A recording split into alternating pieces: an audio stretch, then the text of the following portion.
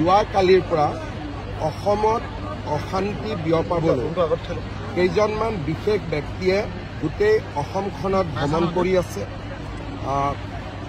আমাৰ হৰ্ষ মণ্ডল আৰু প্ৰশান্ত ভূষণ তেওঁলোকে অসমৰ বিভিন্ন স্থানত গৈছে যোৱাকালিৰ পৰা। আৰু আন এটা গ্ৰুপ এই ধৰণৰ ব্যক্তিৰে আন এটা গ্ৰুপ জহাৰ চিৰকাৰ আৰু ৱাজেদ হাবিবুল্লাহ, ফায়াজ শাহিন এই ধৰণৰ ব্যক্তিসকলে যোৱাকালিৰ পৰাও নামনি অসমৰ বিভিন্ন জিলাত ভ্ৰমণ কৰি আছে। তেওঁলোকে কেৱল সংখ্যালঘু সম্প্ৰদায়ৰ নেতাসকলক লগ পাইছে, জামাতি ইছলামিক লগ পাইছে।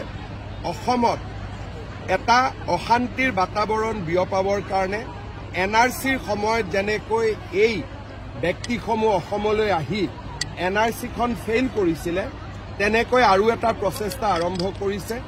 আমি তেওঁলোকৰ মুভমেণ্ট আমি প্ৰত্যক্ষ কৰি আছো আৰু তেওঁলোকে NRCৰ সময় যি ধৰণে সফল হ'ল, এইবাৰ যাতে সফল হ'ব নোৱাৰে তাৰ বাবে চৰকাৰে কাঢ়া দৃষ্টি ৰাখিছে।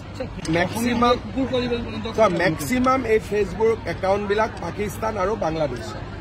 আপোনালোকে যদি ফেচবুক একাউণ্টবিলাক চাই, ইয়াৰ অৰিজিন বাংলাদেশ আৰু পাকিস্তানৰ।